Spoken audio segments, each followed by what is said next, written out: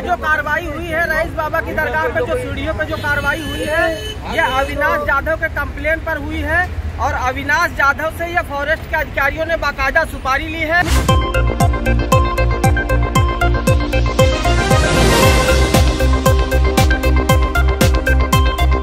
ये जो कार्रवाई हुई है रईस बाबा की दरगाह पे, जो सीढ़ियों पे जो कार्रवाई हुई है, ये अविनाश जाधव के कंप्लेन पर हुई है। और अविनाश जाधव से ये फॉरेस्ट के अधिकारियों ने बाकायदा सुपारी ली है। धार्मिक स्थलों को जो है तोड़ने का, यहाँ पर जानते हैं कि मुस्लिम इलाका है, मुस्लिम बहुल क्षेत्र है, किस तरह से इनके दिल को ठेस पहुँचाया जाए, यही मनसे की नीति है, यही अविनाश जाधव की नीति है। बाकायदा हमने खबर निकाल ली है अविनाश जाधव से। ये फॉरेस्ट का जो उच्च अधिकारी है, इसने सुपारी लेकर यहाँ पर कार्रवाई की है।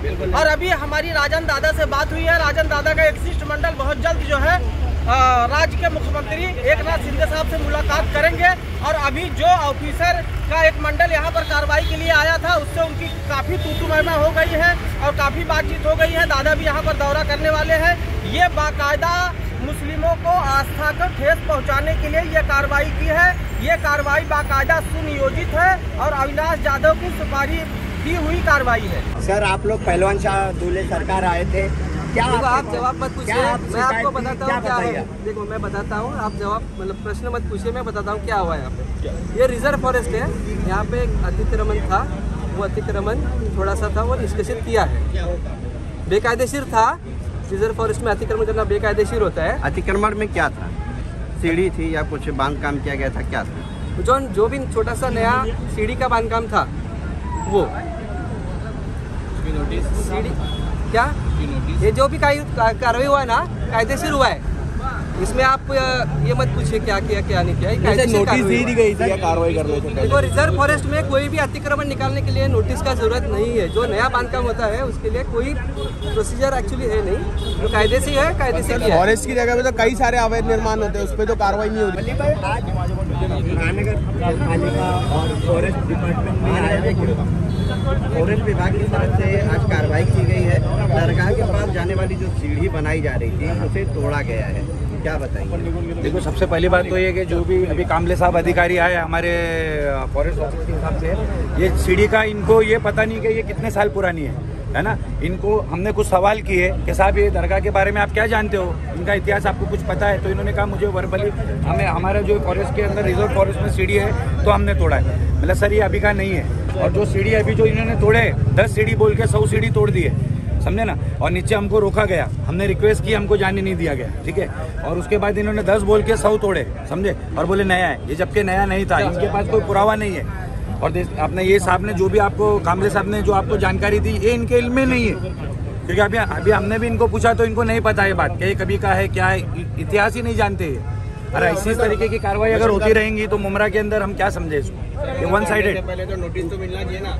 इन्होंने ये कहते हुए नोटिस को टाल दिया कि नोटिस हमको सरकारी जमीन पे देने की आवश्यकता नहीं है। आज फॉरेस्ट के अंदर झाड़ काटे गए भाई, कई हम इनको लैंडमार्क बता रहे, लेकिन ये लोग जैसे बोलते ना, इनके कान पे जू भी नहीं रेंग रही है। इन्होंने अपना अधिकार का गलत इस्तेमाल करके इन्होंने, विभाग के जो अधिकारी तो ऐसा कह रहे थे कि नया सीढ़ी को तोड़ा जा रहा है। ये सब अभी देखो, अभी मुझे कोई चीज़ की कार्रवाई करना है। अविनाश जाधव जब से आया था, जब से इनका मंशा ये बना हुआ था कि किसी भी तरीके से इधर कुछ तोड़म ताड़ी करी जाए, जब से इनको ये पकड़ नहीं मिल रही, क्योंकि हम लोग हर डिपार्टमेंट में हर जगह पत्र व्यवहार हमने किया है। आज ये बिना बोले, इनको यानी समझ में यही था ना कि भाई बिना बोले जाएंगे तो कुछ कर सकते।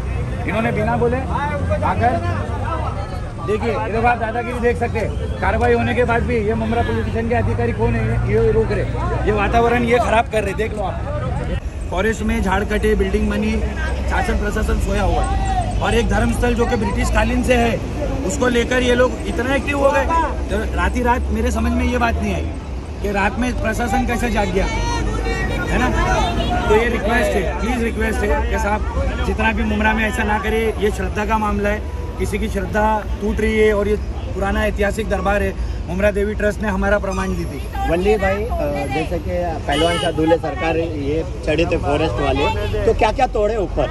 ये अभी इन्होंने बोला कि हम इन्वेस्टिगेशन करने जा रहे हैं। सुबह जब पहले जिन बंदों को ये लोग मिले ना, तो बोले हमें कुछ नहीं, हम इन्वेस्टिगेशन करने जा रहे हैं, क्या नया क्या पुराना।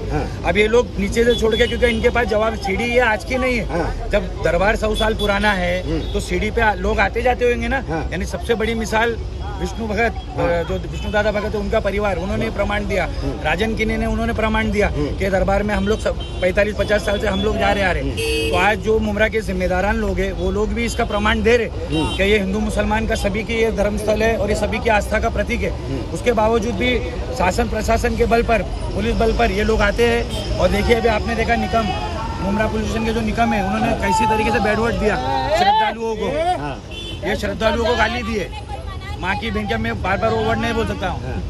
ये जो है कितने पूरी तरीके से गाली दिए और बाद में बोलते हैं कि हमको गाली दिए। तो इन्हें समझ में आ रहा है ये लोग हमको फंसाने, हम उल्टा दाखिल गुना नुकसान हमारा करके हम ही पे गुना दाखिल करने का इनका प्रयास है। अब आप देखिएगा ये सीढ़ी पे हम खड़े, अब इन्होंने इधर ही 4 बार बोल दिया, जबकि सीनियर साहब ने बोल दिया लोग उतर गए, आप जा सकते हो आपके इधर।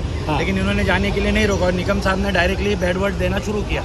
जब ऑन रिकॉर्ड हमारे पास था तो इन्होंने अपना स्टेटमेंट ही चेंज कर दिया कि नहीं हमारे तो बोले हमको उसने गाली दिया। ऐसा हो सकता है जब हम आपकी बात सुन के हम हमारी दरबार की सीढ़ी हमारी आपको रोक रहा था तो फॉरेस्ट डिपार्टमेंट का राठौड़ और इन्होंने जो कहा देसले और राठौड़, और इन्होंने जबरदस्ती का एक इशू बनाया। तो मेरा यही कहना है कि ऐसे अधिकारी अगर रहेंगे, उमरा पुलिस स्टेशन के सीनियर साहब का किरदार सही रहा, उन्होंने रिक्वेस्ट किया, पब्लिक ने माना। लेकिन कुछ अधिकारी ऐसे है कि जो लोग उनको बात करने की सलाहियत भी नहीं है। अभी वो अगर गाली गलौज अगर ये मामला अगर पब्लिक में फिर भड़क जाता तो कंट्रोल कौन करता।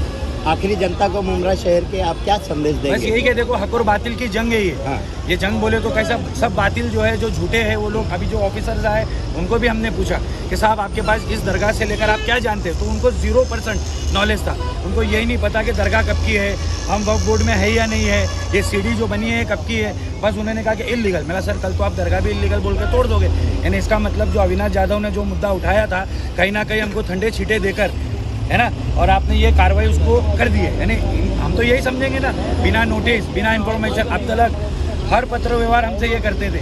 ये फॉरेस्ट देसले यानी आपके सारे पुरावे, उन्होंने जो हमसे पुरावे मांगा हमने सब सबमिट किए, है ना। यहाँ तक कि एक बारीक किल्ला भी लगा है वो भी हमने इनको बताए। तो बोले नहीं आप लोग बेफिक्र हो। और आज अचानक में इन्होंने ये जो काम किया है, यानी हमें पता चला है प्री प्लान था। और हम मुख्यमंत्री साहब से भी हम जाकर अभी यही रिक्वेस्ट करेंगे कि साहब अगर ये इसमें ये गुनाह ये इसमें इनका किधर भी भागीदारी दिखती है तो साहब ऐसे ऑफिसरों को हमारे मुमरा शहर से निलंबित करें, क्योंकि ये कभी भी कुछ माहौल खराब कर सकते हैं।